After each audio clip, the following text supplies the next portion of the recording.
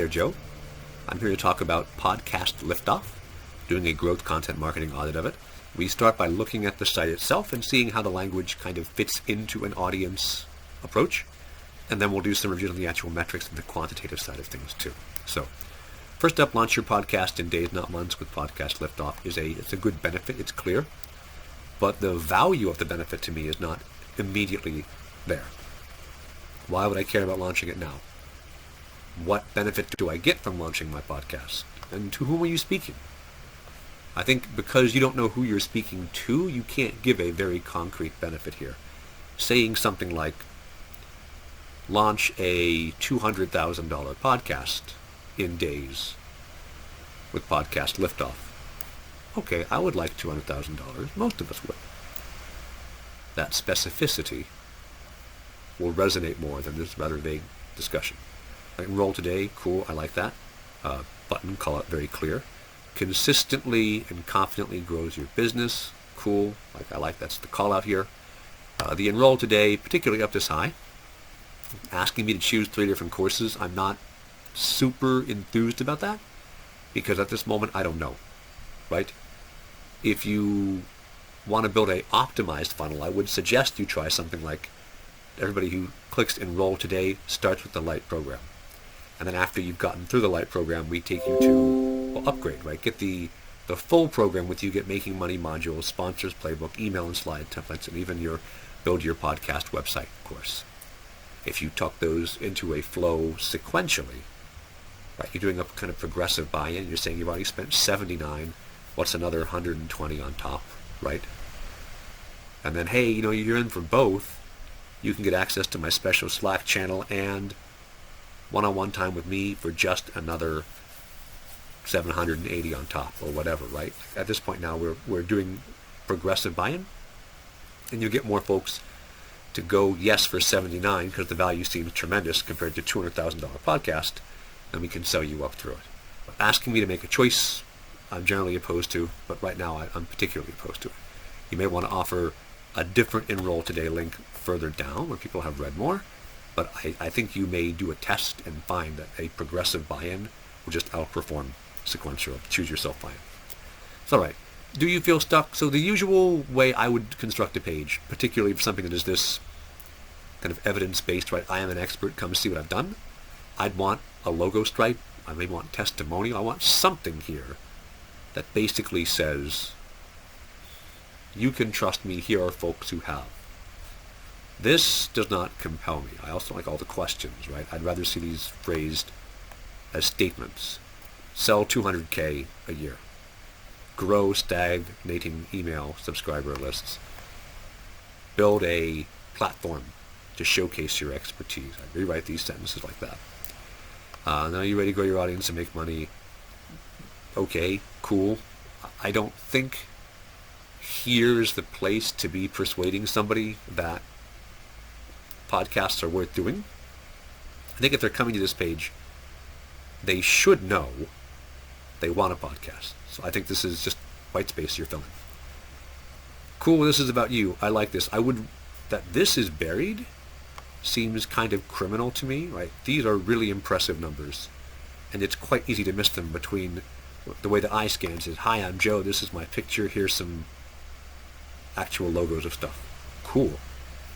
Am I going to read all this text?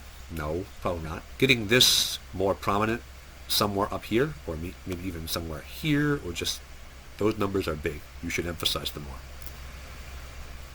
And then also here, right, you've got a text testimonial, and you've got this video from Paul.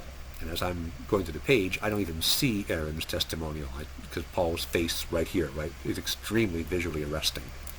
One thing I would try to change with this, I've watched this video, is there's no subtitles to it. So if people are browsing on their phone, I can't consume any useful knowledge from this without headphones plugged in. I don't particularly want to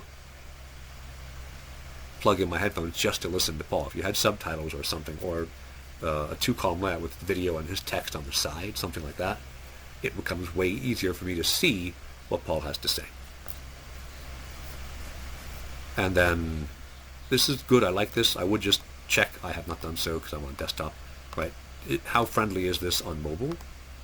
There's a lot of text, but somebody who's really interested will read all of this. Like if they're making a $79 or $1,000 commitment, they will definitely go through all this.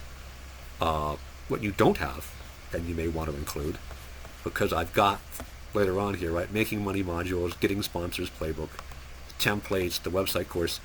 I don't have anywhere I can learn more about these, right? Having them here maybe, or at least some info about them, helps you make that sell. And if this is that, like, I don't understand. This is part of the next tier up. So better sales content for your mid-tier and high-tier plans would be handy here as well. All right. This, again, I think you've got people on this page who should already want to grow their podcast. It means they either have a podcast, or they've just launched, or they're going to launch one. I don't know if we need a video here talking specifically about why you want a podcast again, right? How podcasts can help grow your business.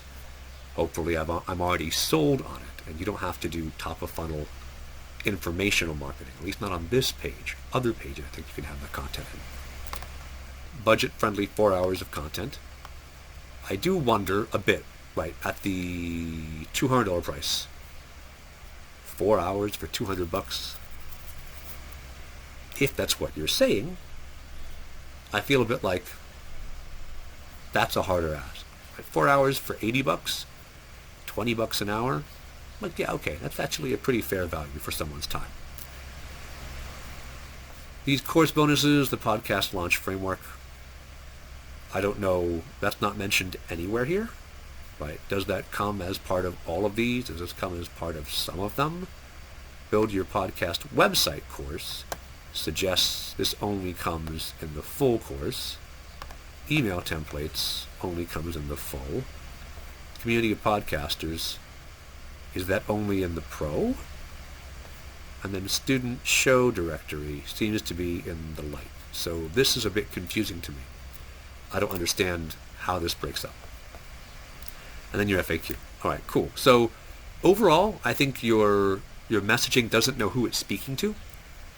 And because it's not speaking specifically to me, because I don't think you know who to speak to, I feel like it's not speaking to me. So if I were a content creator who maybe big on TikTok, wants to make a podcast, okay. If I'm a business owner who wants to use a podcast to grow my business, okay. If I'm a ad agency owner or a SaaS product developer or whatever niche you might go into, you're not speaking to me, so this is a little generic and not as exciting, right? Now, who do you speak to? Who is the right audience for you? That's actually the next step of a growth audit, right? You want to see what someone has to say. The first thing I always do is check out your actual H1 and H2s to see what language you're using here, and then how that might reflect to who the audience you want to attract is. And so in that case, if I go here, let me just check this real quick. This is kind of the dim-witted way to be similar to how a search engine would look at your website, right? It's not quite as high resolution as how Google does it, but for a quick check, it's pretty accurate. I can go, yep, this, paste that in, and then calculate frequency. Here we go. So, most common word by far is podcast. That's real good. And podcasting, which shares a stem, so about 100, right, of the words. Then we have how, another good one to have. For, not quite as good. Get and why, ways, live, or live, you, should, replace, event. So your top, 3 are real good, right? Podcast/podcasting, very good. How and how to, very good. And why, super good. The rest of them start to get less focused from there on out. Right? Nowhere here do I find, I guess somewhere here do I find, if I go course, whoops, not that. That's right. So if I look for course, I see it's way down there, right? So if you're talking about podcasting course, it's way less popular than just the podcasting itself discussion. If I'm talking about some of the other, like the modules and build it yourself and all of these other things you might want folks to find you for, you're not there. If I do a quick audit of you, overall site structure is quite good. Keyword relevancy is very strong at the beginning, and then it falls off pretty fast, but still gives you like a B. Your audience relevancy, you don't have an audience well defined, right? One of the best ways I know of to define an audience is to look at something like, here's on Facebook, right? You buy display ads, you target a persona, and you say for a business owner, for an agency owner, for a content creator, for an educator, all these different types of personas, right? Let me get an ad to you.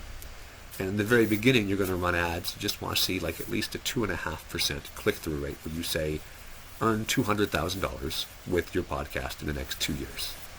Find out how. Okay, click, right? When you see at least 2.5% of an audience comes and visits, that's like a base level of interest. And if you test several different audiences, you'll find some will be 1% and some will be 3 or 4. And you want to work more at attracting the people at the 3 or 4% than the people at the 1%, right? That will tell you who to write for and what they care about, and you can do a few experiments to isolate them better, and then that will go back into your website, and then your audience relevancy will increase. But right now, it's fairly weak. So top of funnel, I don't know about how the podcasts themselves are generating metrics for you, because I don't have access to those numbers. But other than whatever your podcast themselves may be doing, your top of funnel, you're not running ads, you're not doing experiments, you're not trying to find new people for your courses. So I would argue your top of funnel grade's not good. I'm going to assume your content reach is pretty good because you have a bunch of downloads for your podcast. I don't, again, have knowledge of that directly, but if you've got successful podcast, then you'll get some distribution there. But you're not doing growth experiments, so I would rate this as an NA, right? You don't particularly care. Likewise, you're not doing audience paid distribution. Maybe a choice. It may just be you haven't thought about it. I don't know. That's an NA. And I would say your look and feel it's acceptable. It's clearly template driven. But like this looks like a WordPress template. I don't know which one, but one of them. It's not bad enough that you are suffering. I do think you need a little more graphical interest in like your first couple screens. This is just a lot of words and not much to relieve that weight. So I think it's hurting you a little bit, but it's not catastrophic. And I would say overall, you're probably in the like 74%, 78% if I scored this all up, I'd see. So like it's a solid beginning. I think you need to work some on positioning. I think you need to work some on who you want to talk to. And I do think phrasing your content in a more powerful, impactful way where you're showing that value up front will get more people to sign up, get more people to actually try you out.